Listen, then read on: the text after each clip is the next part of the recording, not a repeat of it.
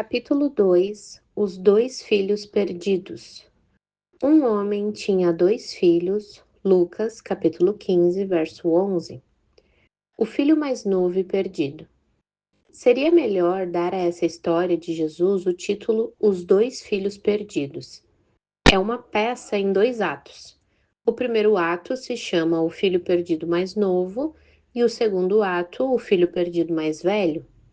O primeiro ato começa com um pedido breve, porém desconcertante. O filho mais novo se dirige ao pai e diz: "Dê-me a minha parte da herança."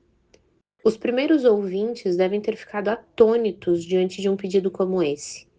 Não havia nada de errado na expectativa de um filho de herdar parte dos bens da família. Naquele tempo, quando o pai morria, o filho mais velho herdava o dobro do quinhão dos outros filhos.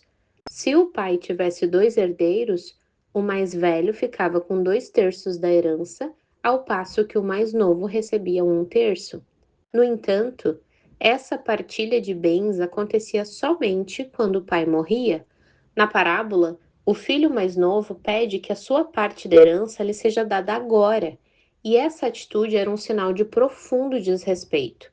Fazer esse pedido enquanto o pai ainda estava vivo era o mesmo que desejar a morte do pai.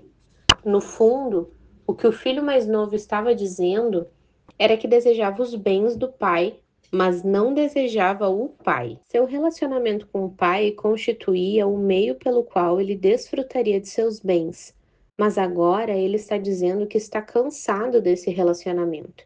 Ele quer ir embora, e tem de ser agora. Então ele diz: "Dê-me o que me pertence." A reação do pai causa mais perplexidade que o pedido do filho. Eles viviam em uma sociedade profundamente patriarcal. Em sociedades assim, expressões de deferência e respeito pelos mais velhos, principalmente pelos pais, eram de altíssima importância. No Oriente Médio, a reação esperada de um pai tradicional seria expulsar o filho da família sem direito a nada, a não ser uma boa surra. Aquele pai não faz nada disso. Ele simplesmente dividiu seus bens entre eles. Para entender a importância desse ato, devemos observar que a palavra grega aqui traduzida por bens é bios, que significa vida. Nesse contexto, poderia ter sido empregada uma palavra mais concreta que denotasse bem capital.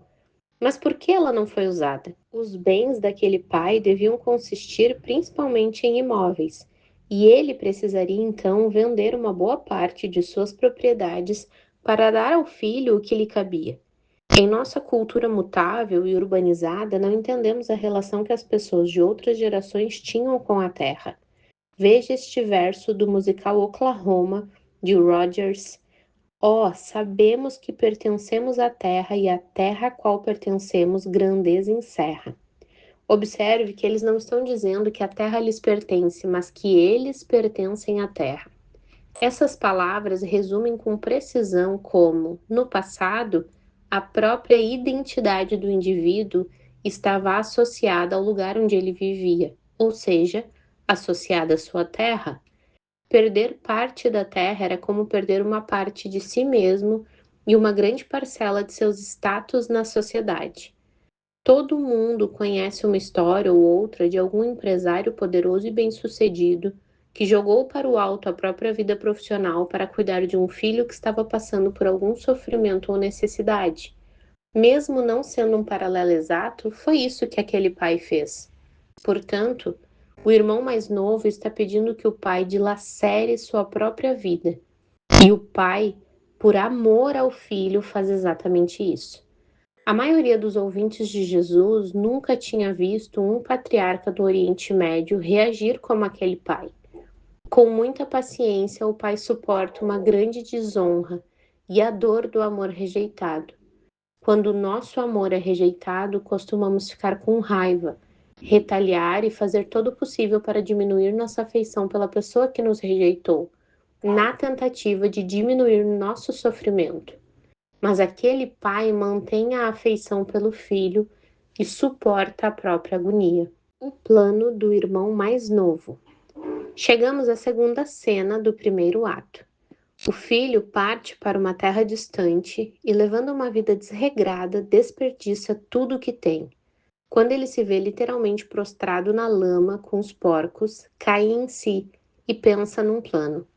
Então diz a si mesmo que irá voltar para a casa de seu pai, admitir que estava errado e que, portanto, perdeu os direitos de filho. Em segundo lugar, ele pretende pedir ao pai que o trate como um de seus empregados. O pedido que ele faz é bem específico.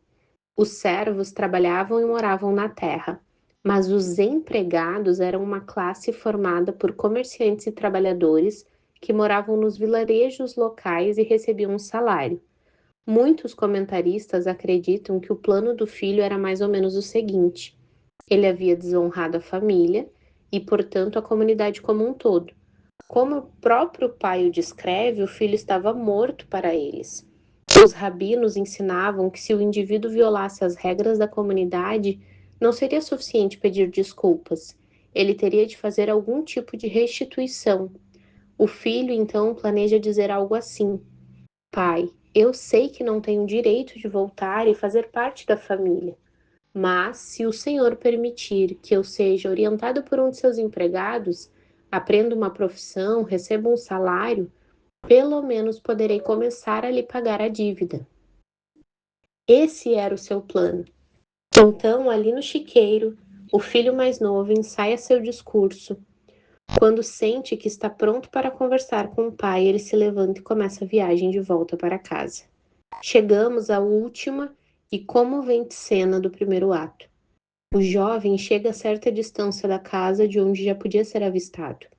O pai o vê e corre. Corre até ele, isso mesmo.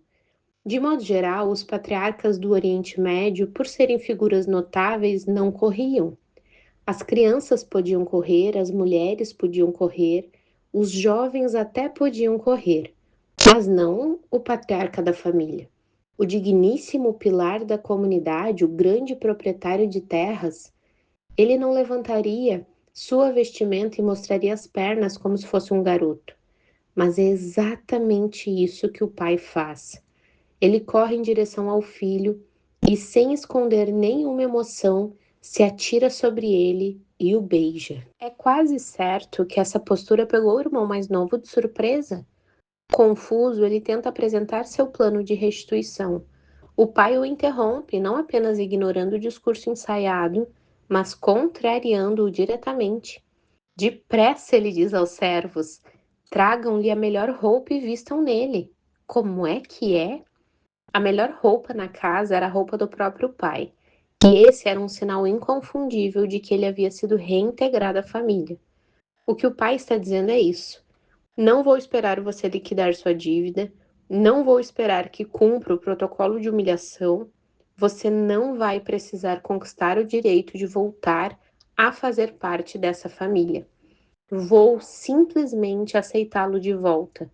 Vou cobrir sua nudez, sua pobreza, seus farrapos com as roupas do meu ofício e da minha honra.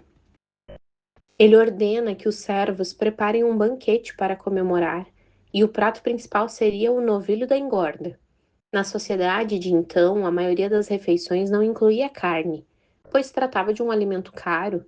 Geralmente, a carne era reservada para ocasiões especiais e para festas, mas não havia carne mais cara que a do novilho da engorda. Um banquete com essa dimensão era algo que acontecia em raras ocasiões, e provavelmente toda a cidade foi convidada. As notícias voam, e logo começou uma grande festa com música, dança, tudo para comemorar a restauração do filho mais novo. Afinal, ele estava de volta à vida, à família e à comunidade. Que cena impressionante! O pai ainda terá de lidar com a condição espiritual bem mais complicada e venenosa do irmão mais velho, o que acontecerá no segundo ato. Mas o primeiro ato já desafia a mentalidade dos irmãos mais velhos, proclamando uma mensagem inesperada. O amor e o perdão de Deus podem absolver e restaurar qualquer que seja o pecado ou erro. Não importa quem você seja, nem o que tenha feito. Não importa se você deliberadamente oprimiu ou até matou alguém, nem se impôs maus tratos a si mesmo. O irmão mais novo sabia que na casa de seu pai havia alimento à vontade, mas ele também descobriu que havia graça à vontade. Não há mal algum que o amor do pai não possa perdoar e apagar. Não há pecado que seja páreo para essa graça. O primeiro ato, portanto, dá prova da graça de Deus oferecida com prodigalidade sem limites. Jesus mostra o Pai precipitando-se em amor sobre o Filho antes que ele tivesse oportunidade de purificar sua vida e de dar algum sinal de que seu coração havia mudado, antes mesmo de fazer seu discurso de arrependimento. Não há nada que mereça o favor de Deus, nem mesmo a contrição extrema. O amor e a aceitação do Pai são oferecidos absolutamente de graça. Apesar de sua beleza, porém, não devemos isolar o primeiro ato. Há muitos comentaristas que, concentrando-se exclusivamente no primeiro ato, concluem que a parábola contradiz doutrinas tradicionais do cristianismo. Eles dizem: olhe, não há sequer menção da expiação pelo pecado, não há necessidade de um Salvador que paga os pecados sobre uma cruz. Deus é um Deus de amor universal que, sem impor condições, aceita a todos, não importa quem sejam nem o que tenham feito. Se essa fosse a mensagem da parábola, Jesus encerraria a narrativa no ponto que estamos. Mas ele não para por aqui, pois a mensagem não é essa. O primeiro ato nos mostra a gratuidade da graça de Deus, mas o segundo ato nos revela a grandeza dessa graça e o verdadeiro auge da história que estamos estudando. O irmão mais velho e perdido. Ao ouvir dos servos que seu irmão mais novo havia voltado e sido reintegrado por seu pai, ele se recusa a comparecer ao evento que talvez tenha sido o maior banquete que seu pai lhe ofereceu. Ele fica do lado de fora, demonstrando publicamente que não apoiava os atos do pai. Essa atitude obriga o pai a sair para falar com seu filho mais velho, um gesto humilhante para quem é senhor de terras e anfitrião de um grande banquete. Ele insiste com o filho mais velho para que esse venha para dentro, mas o filho continua se negando a entrar. Porque o irmão mais velho está tomado de tamanha fúria. Ele se mostra bastante preocupado com os custos de todo aquele acontecimento e diz: o senhor nunca me deu sequer um cabrito para que eu pudesse festejar, então como se atreve a lhe dar o novilho da engorda? O novilho da engorda, no entanto, é só um símbolo, pois o que o pai fez custa muito mais do que um novilho. Ao reintegrar a família e o irmão mais novo, ele o transformou novamente em herdeiro, com direito a 1/3 da riqueza da família, agora já bem reduzida. Para o irmão mais velho, isso é inconcebível. Ele dispara a falar: eu me matei de tanto trabalhar e conquistei tudo que tenho, mas o que o meu irmão fez? Nada. Ele não fez nada para conquistar coisa alguma. Na verdade, ele merecia ser expulso, mas o Senhor o cobre de riquezas. Que justiça é essa? É por isso que o irmão mais velho faz menção de sua folha de serviços. Eu jamais desobedeci ao Senhor. Tenho meus direitos, eu merecia ser consultado. O Senhor não tinha o direito de tomar decisões unilaterais. Assim, a fúria do irmão mais velho leva a ofender o pai ainda mais. Ele se recusa a se dirigir ao pai com o respeito que os subordinados tratavam seus superiores naquela cultura, ainda mais em público. Ele não diz, querido pai, mas simplesmente olha o que fez. Algo equivalente a você, pense bem, olha aqui. Em uma cultura onde o respeito e a deferência em relação aos mais velhos era algo de grande importância, esse comportamento é ultrajante. Em nossos dias, isso poderia ser comparado a um filho que revela informações íntimas de seu pai em uma biografia humilhante, arrasando sua reputação e vida profissional. Finalmente, chegamos ao desenlace. Como o pai reagirá à franca rebelião do filho mais velho? O que ele fará? Um homem daqueles dias e naquela posição teria deserdado o filho na mesma hora. Ao invés disso, ele mais uma vez reage com incrível ternura. Ele diz: meu filho, apesar de como você me ofendeu em público, quero que você participe do banquete. Não vou deserdar seu irmão, mas também não quero deserdar você. Eu te convido mais uma vez a controlar o seu orgulho e entrar. Você decide. Você vem ou não vem? Trata-se de um apelo inesperado e generoso. Os ouvintes estão curiosos e cheios de expectativa. Será que a família finalmente se unirá em amor? Será que os irmãos vão se reconciliar? Será que o irmão mais velho ficará sensibilizado diante dessa incrível oferta e então se reconciliará com o pai? Exatamente quando começamos a pensar em todas essas coisas, a história acaba, chega ao fim. Por que Jesus não terminou a história e não nos disse o que aconteceu? Porque os verdadeiros alvos da história são os fariseus, os irmãos mais velhos. Jesus está convidando seus inimigos a responderem a essa mensagem. Que mensagem? A resposta a essa pergunta virá à tona nos próximos capítulos, quando entenderemos as principais lições que Jesus está tentando ensinar aqui. Em suma, ele está redefinindo tudo o que pensávamos saber sobre nossa relação com Deus.